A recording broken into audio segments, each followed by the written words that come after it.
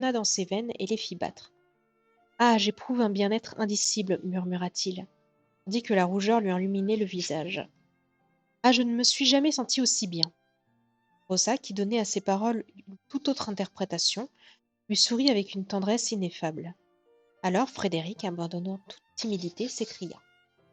Chère Rosa, vous ne vous souvenez donc sans doute plus de moi? Eh, mon cher Frédéric, répondit Rosa, baissant les yeux, comment aurais-je pu vous oublier en si peu de temps? Quand vous étiez chez le vieux maître Holschwer, je n'étais qu'une enfant, mais vous ne dédaigniez point de jouer avec moi, et vous aviez toujours quelque chose d'aimable à me dire, quelque jolie histoire à me raconter. J'ai gardé la charmante petite corbeille en filigrane d'argent que vous m'aviez donnée pour mes étrennes, et je la conserve comme un bien cher souvenir. Des larmes brillèrent dans les yeux du jeune homme, enivré de joie. Il voulut parler, mais les paroles s'échappèrent de sa poitrine comme un profond soupir.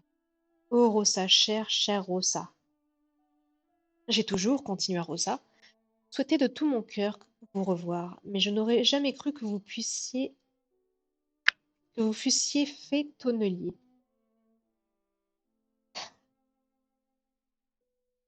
J'ai plus de souffle. Ah, quand je pense aux belles choses que vous faisiez autrefois chez maître Holschwer, je me dis que c'est dommage que vous ne soyez pas resté fidèle à votre profession. Ah, Rosa, dit Frédéric, c'est pour vous seul que j'étais infidèle à mon art préféré. Frédéric avait à peine laissé échapper cette parole, il eût voulu s'abîmer sous terre de honte et de trouble.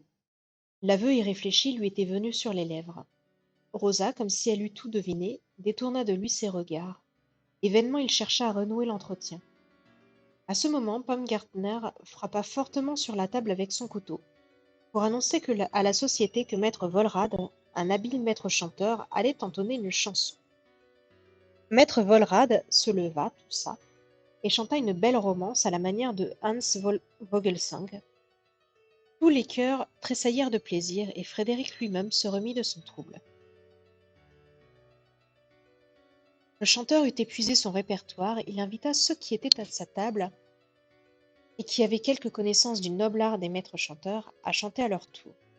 Alors Reynolds se leva et dit que s'il lui était permis de s'accompagner de son luth à la mode de l'Italie, il était prêt à faire entendre une chanson sans s'écarter de la méthode allemande.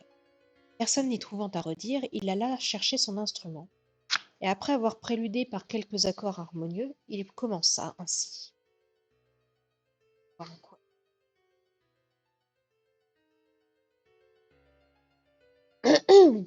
Donc, est la riche fontaine qui verse le vin généreux. Pour nous, sa puissance est certaine, et nos cœurs tressaillent heureux. Au son joyeux et doux murmure, elle coule, la source pure, nous enivrant de son flot d'or, suprême et glorieux trésor. Mais qui pour nous source